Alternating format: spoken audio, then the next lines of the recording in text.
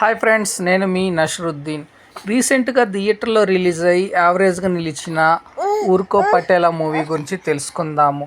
ఈ మూవీ ఎలా ఉందంటే ఒక మంచి కామెడీ లైన్తో స్టార్ట్ అయ్యి కొన్ని ట్విస్ట్లు, థ్రిల్లర్స్తో ఎండ్ అవుతుంది. సింపుల్గా చెప్పాలి అంటే ఈ సినిమా స్టోరీ లైను చదువుకోవాలి అని స్కూల్కి వెళ్ళిన ఒక అబ్బాయికి ఎటువంటి పరిణామాలు చోటు చేసుకుంటాయి, ఎందుకు అతను చదువు మీద శ్రద్ధ వహించలేడు, ఎందుకు ఆ పిల్లవాడు చదువుకున్న అమ్మాయినే పెళ్లి చేసుకోవాలి పెద్ద అయ్యాకని అనుకుంటాడు, ఆ తర్వాత పెద్ద అయ్యాక కూడా చదువుకున్న అమ్మాయి కోసమే ఎందుకు పరితపిస్తూ ఉంటాడు, ఆ తదనంతరం డాక్టర్ ప్రేమలో పడిన అతనికి ఎటువంటి పరిణామాలు చోటు చేసుకున్నాయి, తన తండ్రి సర్పంచ్ అయినప్పటికీ తనకు పెళ్లి కాకపోవడానికి గల కారణాలు ఏంటి అనేది ఈ మొత్తం తెలియాలి అంటే ఉరుకు పటేలా మూవీ చూడాలి. ఈ సినిమా ఒక మంచి కామెడీ టైమింగ్ తోటి బాగా రన్ అవుతుంది. ఫస్ట్ హాఫ్ మట్టికి కొంత ల్యాక్ చేశాడు. ఈ సినిమాని 2 గంటల 5 నిమిషాలు రన్ టైంతో ముగించాలి కాబట్టి అందుకని ఫస్ట్ హాఫ్ని బాగా ల్యాక్ చేసినట్టు అనిపిస్తుంది. కానీ సెకండ్ హాఫ్లో కంటెంట్ ఉంటుంది. కాకపోతే తీసిన డైరెక్టర్ యొక్క టేకింగ్ కానీ నేరేషన్ కానీ అంతగా ఆకట్టుకోకపోవటం కొసమెరుపు.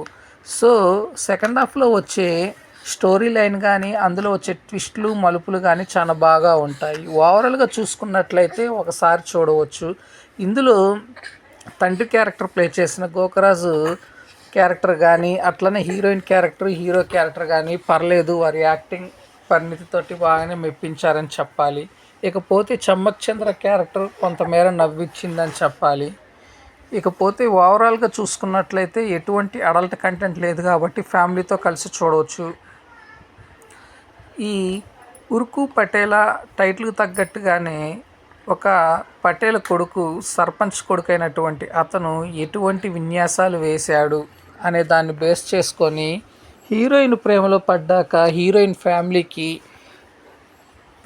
హీరోపై పన్నిన కుట్ర ఏమిటి, ఆ ఫ్యామిలీ దాని నుంచి తప్పించుకోవటం కోసము అతను ఎటువంటి ఉరుకులు పెట్టాడు అనే దాన్ని బేస్ చేసుకొని మంచి దానికి ఒక కామెడీ టైమింగ్, కామెడీ లైన్ను యాడ్ చేసి చూపించిన విధానము చాలా బాగా ఆకట్టుకుంటుంది. ఓవరాల్గా చూస్తే ఈ సినిమా ఒక కామెడీ థ్రిల్లర్ మూవీలా అనిపిస్తుంది. మంచి రన్ టైం తోటి పర్లేదు, ఓ మాదిరిగా బాగానే ఆకట్టుకుందని చెప్పాలి. కాకపోతే స్లో నేరేషన్, స్లో ట్యాకింగ్ తోటి కొంత చిరాకు అనిపిస్తుంది. ఇకపోతే ప్రొడక్షన్ వాల్యూస్ పర్లేదు, ఉన్నంతలో బాగానే మెయింటైన్ చేశారు. టెక్నికల్ ఆస్పెక్ట్లో చూసుకున్నట్లయితే సినిమాటోగ్రఫీ కానీ ఎడిటింగ్ కానీ బాగానే ఉంది. మ్యూజిక్, బీజిఎం వచ్చి అంతగా ఆకట్టుకోదు, ఏదో సోగా సాగుతుంది. ఓవరాల్గా చూసుకున్నట్లయితే ఈ మూవీకి నేను ఇచ్చే రేటింగ్ అవుట్ ఆఫ్ 5లో 2.1. సో ఫ్రెండ్స్, నేను ఇచ్చిన రివ్యూ అనేది మీకు నచ్చినట్లయితే నా ఛానల్ సబ్స్క్రైబ్ చేసుకోండి. నా ఛానల్ పేరు వచ్చేసి TSM బ్లాగ్. Thank you. నేను మీ నషరుద్దీన్.